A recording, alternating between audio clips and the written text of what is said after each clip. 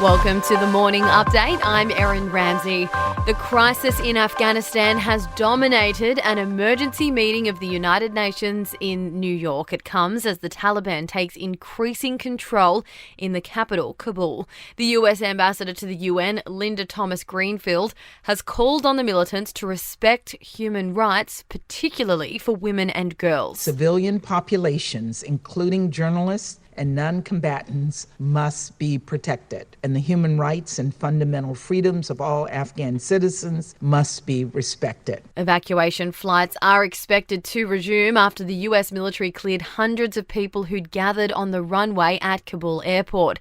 Several people were killed holding onto planes as they tried to take off. US Deputy National Secretary Advisor John Feiner says more American forces will arrive at the airport to upgrade security. We have built an over-the-horizon capability to address the terrorist threat in Afghanistan. We are monitoring it closely. We believe we are well postured to take that threat head on, and we are going to remain focused on protecting the country as we have. Melbourne is again under the harshest COVID restrictions with the return of the nighttime curfew. Lockdown has been extended until September 2nd to get a handle on a spike in case numbers. 5 mystery cases were among yesterday's 22 reported infections.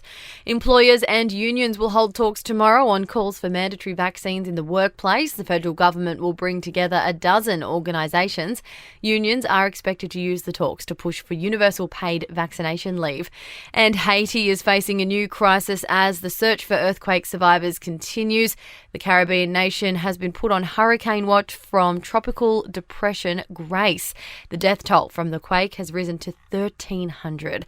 To sport, Carlton's Eddie Betts has called time on his footy career, confirming this weekend's clash with the Giants will be his last. It'll be his 350th game of AFL. Cowboy star Valentine Holmes is the only player who will contest a charge at the NRL judiciary tonight. He's fighting a fine for dangerous contact.